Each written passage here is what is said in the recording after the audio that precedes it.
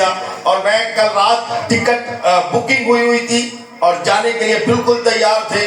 پتہ نہیں بادل کہاں سے آئے اور کیوں انہوں نے ہمیں روکا. مجھے صبح معلوم ہوا کہ خدا چاہتا تھا ایک بار پھر آپ کے ساتھ کلام سیکھا جائے. یہ خداوند کی رضا تھی. اور آج شام خدا نے اپنی مرضی کو ظاہر کیا تاکہ ہم بھائی ساجد, اس کی اہلیہ نورین اور اس کی اولاد بیٹی مسحا کے لیے تھینکس گیونگ کے صورت میں حاضر ہو سکیں. یہ گلدستہ ہے. آپ جانتے ہیں کہ اگر کسی کو ہم خوش آمدید کہتے ہیں یا یوں کہوں کہ کسی کو اپنی لائف میں ویلکم کرتے ہیں تو ایک خوبصورت تھا بکے لیتے ہیں, گلدستہ لیتے ہیں اور جا کر اسے تھما کر کہتے ہیں آپ کو ہم ویلکم کرتے ہیں. کتنوں کو میری باتیں سمجھ آ رہی ہیں؟ جواب نہیں, جواب کس سے دینا ہے آپ کو؟ اس کا مطلب ہم سبوں نے پرستش کی ہے اور پرستش کر کے خداوند یسوع مسیح کے ہاتھوں میں اس گلدستے کو دیا ہے اور اب وہ گلدستہ خدا باپ کی حضوری میں ہے تاکہ وہ ہم سے بات کر سکے. کوئی آمین کہہ سکتا ہے؟ جن کے پاس کتاب خدا موجود ہے وہ میرے ساتھ نکال سکتے ہیں. مشہور زمانہ آیت ہے, ایک ہی آیت پڑھنے والا ہوں. زبور کی کتاب اس کا 127واں زبور, یہ آیت سبوں کو آتی ہے. زبور کی کتاب 127واں زبور تیسری آیت ہے. میں آپ کی توجہ چاہتا ہوں جی, آپ سنیں گے تو 5-7 منٹ میں آپ کے ساتھ بات کر سکوں گا. اسپیشلی بچوں پر آپ کا ہی کنٹرول رہنا چاہیے. آئے ذرا مل کر پڑھتے ہیں. دیکھو, دیکھو نا, بول دے کیوں نہیں, دیکھو, تھینک یو, دیکھو اولاد خداوند کی طرف سے میراث ہے اور پیٹ کا پھل اسی کی طرف سے اجر ہے. کلام کا پڑھا جانا ہم سبوں کے لیے باعث سے برکت ہو, خدا کا شکر ہو. آمین. بائبل مقدس کے اندر ہم نے کئی بار اس حصہ کو سنا بھی ہے, پڑھا بھی ہے, جانا بھی ہے, سیکھا بھی ہے, سکھایا بھی ہوگا. یہاں زبور کی کتاب کے اندر خدا کا بندہ لکھتا ہے دیکھو, اور دیکھو کا مطلب ہوتا ہے رکنا, دیکھو کا مطلب ہوتا ہے سمجھنا, دیکھو کا مطلب ہوتا ہے ٹھہرنا, دیکھو کا مطلب ہوتا ہے ذرا بھائی رک کر آگے بڑھنا, دیکھو کا مطلب ہے دھیان کرنا, دیکھو کا مطلب ہے گیان کرنا, دیکھو کا مطلب ہے متوجہ ہونا, دیکھو کا مطلب ہے میڈیٹیٹ کرنا, دیکھو کا مطلب ہے سمجھ لگانا, دیکھو کا مطلب ہے رجحان لگانا. اور بائبل مقدس بتاتی ہے کہ بزرگ داؤد کہتے ہیں دیکھو اولاد خداوند کی طرف سے مینوں نہیں لگ رہا, دیکھو اولاد خداوند کی طرف سے. انجیل تے تسی سنانی ہے تاں ہی 5-7 منٹ لگنے نے. دیکھو اولاد خداوند کی طرف سے میراث کسے کہتے ہیں بھائیوں اور بہنوں؟ جو مرزاند ہوتا ہے دولت ہر چیز کا. میراث کسے کہتے ہیں پتہ ہے آپ کو؟ خدا نہ کرے کسی کا والد یا کسی کا بزرگ اس دنیا سے راخلت فرما جائے اور اس کی جتنی بھی عملہ ہے, جتنی اولادیں ہیں, ساری آکھن گیاں ساڈا حصہ کتھے. جو کام نہ کرنا پڑے, جس کے لیے دکھ نہ سہنا پڑے, جس کے لیے ورک نہ کرنا پڑے, جس کے لیے کوئی صلاحیت نہیں ہے, آپ کے پاس قابلیت نہیں ہے اور آپ کے حصہ کے اندر آ جائے, اسے جائیداد کہتے ہیں, اسے میراث کہتے ہیں. اور بائبل کا خدا کہتا ہے دیکھو اولاد خداوند کی طرف سے کیا ہے جی؟ میراث ہے. اس کا مطلب ہمیں آغاز میں جانا پڑے گا, اس کا مطلب وہاں جانا پڑے گا جہاں پر اندھیرا تھا, گہراؤں کے اوپر اندھیرا تھا, کچھ بھی زمین پر بنا نہیں تھا. ہمیں جاننا پڑے گا اس جگہ پر جہاں پر خدا نے آسمان کو بنایا, زمین کو بنایا, اور خدا نے آسمان کے اندر نیر اکبر کو بنایا جو دن کو روشنی بخشے, نیر اصغر کو بنایا جو رات کو روشنی بخشے. خدا کہتا گیا, چیزیں بننا شروع ہو گئی اور 7 دن کے اندر خدا کلام کرتا ہے آؤ ہم انسان بنائیں. گال سنے آجے, لائٹس ہیں تو لائٹس اوپن کر سکتے ہیں. Thank you. خدا کلام کرتا ہے. میری آواز آ رہی ہے آپ سبوں کو؟ خدا کلام کرتا ہے आओ हम इंसान बनाएं. हम इंसान को बनाएंगे कैसे? अपनी शबीह के ऊपर, अपनी शक्ल के ऊपर, अपनी सूरत के ऊपर हम इंसान को बनाएंगे. और बाइबल मुकद्दस बताती है कि खुदा ने किया क्या? खुदा ने आदम से मिट्टी ली और मिट्टी ही नहीं ली बल्कि उससे साना और सान का एक इंसान बनाया, एक पुतला बनाया, पहला बेबी चाइल्ड बनाया और चाइल्ड बनाकर उसके नथनों के अंदर खुदा ने जिंदगी का दम फूंका. और जैसे ही आदम के अंदर खुदा का दम गया, आदम जीती जान हो गया. तुसी सारे जींदे जे दसना तुसी जी. आदम जीती आदम तो जीती जान बना. और बाइबल मुकद्दस बताती है खुदा ने कहा आदम का अकेला रहना ऐ हुण आदम ही दसणगे तुसी कल्ले हो कि नहीं.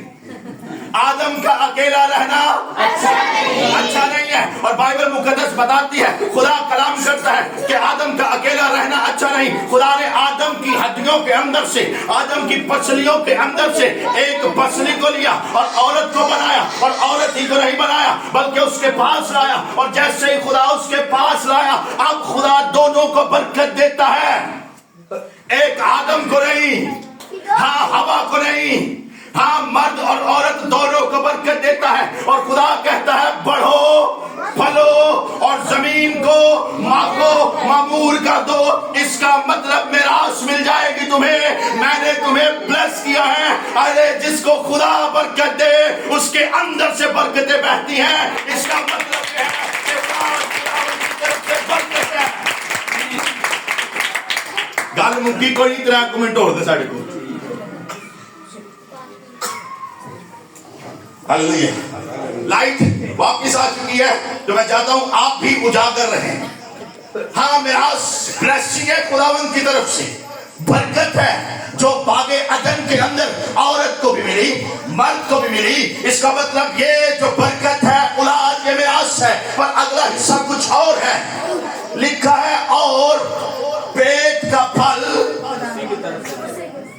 दस दो फिर दुआ करने. पेट का फल अजर है. अजर किसे कहते हैं? मिरास तो आपने बताया क्या थी. अजर किसे कहते हैं? सिला. हाँ जी सिला. और आसान करें. नहीं नेमत अजर को नहीं कहते. अजर अजरत को उजरत है. अजर कमाया जाता है. अजर इनकम को कहते हैं वो जिसके लिए वर्क करना पड़ता है. अजर उसे कहते हैं जिसके लिए आपने बर्दाश्त किया है बहुत सी चीजों को. कुछ लोग जॉब्स करते हैं, मंथली उन्हें उजरत मिलती है. कुछ लोग रोज की इनकम के ऊपर अपने घर को चलाते हैं. वो कहते हैं मैं रोज उजरत लेता हूं. काम करने को उजरत कहते हैं. यहां लिखा है पेट का फल अजर है. क्या है जी? हाँ मिरास तो ब्लेसिंग है जो अदन के अंदर खुदा ट्रांसफर कर देता है मर्द और औरत के अंदर. कि सुनो बायोलॉजिकल तौर से अब तुम बरकत के हकदार बनोगे. तुम्हारे अंदर से औलाद पैदा होगी. आप जान सकते हैं पहला आदम मट्टी से, दूसरा हड्डी से, तीसरा निजाम तौलीद से दुनिया के अंदर आया. और वही निजाम दुनिया के अंदर राइज है. पर आज हम स्पेशली बेटी की सालगिरह के अंदर आए हैं. लोग कहते हैं बेटे मिरासी है, बेटे सब कुछ पाते हैं. मैं आपको थोड़ी देर के बाद कुछ बताने वाला हूं. पर ये पहले बात बताता चला जाऊं कि जिन बच्चों के पास औलाद नहीं है, जिन भाइयों के पास औलाद नहीं है, जिन बेटियों के पास औलाद नहीं है, वो कई बार रोते हैं, कुरकुलाते हैं और रो रो कर आंसू बहाते हैं और कहते हैं खुदावंद हमारे पास मिरास नहीं है. तो याद रखिएगा मिरास तो वो बरकत है जिसके लिए कुछ करना नहीं पड़ता. उजरत के लिए कुछ सहना पड़ता है. उजरत के लिए बर्दाश्त करना पड़ता है. उजरत के लिए काम करना पड़ता है. इब्राहिम को बुलाया गया बाप के घर से. इब्राहिम निकला, तेरे पास औलाद नहीं है, मैं तुझे कौम बनाऊंगा, ब्लेस करूंगा, बढ़ाऊंगा. पहले ही दिन में नहीं मिला बल्कि बाइबल बताती है वो 25 साल तक चलता रहा बे औलादी की हालत के अंदर. और 25 साल के करीब जब होने वाले थे चीखा और चीख कर कहता है खुदावंद खुदावंद मेरी रकम, मेरा माल, मेरा सारा कुछ क्या मेरे नौकर एलिएजर का होगा. मेरे घर के सुपरविजन करने वाले नौकर के हाथों चला जाएगा. खुदा ने कहा इब्राहिम सुन, तेरा अजर मैं हूं, तेरी सिपर मैं हूं. मैंने कहा है तो तेरे बीवी के औलाद होगी. वो अजर कहलाएगा, वो अजर कहलाएगा. वो बेटा ब्लेसिंग्स के साथ आएगा, वो बेटी ब्लेसिंग के साथ आएगी। मिरास बरकत है। गाल सुने आ जाए तो समझ आ जाए। 6 बेटे 6 बेटियां बरकत है। और अगर किसी को मिले 11 साल के बाद एक बेटा, वो बरकत नहीं है, वो गवाही है। जिसके 6 होते हैं वो आकर कहता है खुदावंद की बरकत है, और जिसे कई सालों के बाद अजर मिलता है वो कहता है ये बरकत के साथ साथ गवाही भी है। बाइबल बताती है आइज़िक गवाही के साथ आया, और आइज़िक ही नहीं आया, सैमसन गवाही के साथ आया। अजरी औलाद थी, सैमुएल हन्ना के पैदा हुआ, अजरी औलाद थी, गवाही के साथ आया। और ऐसे बहुत से अलिशबा जिनके औलाद न थी, यूहन्ना इस्तबागी औलाद बने, गवाही के साथ दुनिया में आया।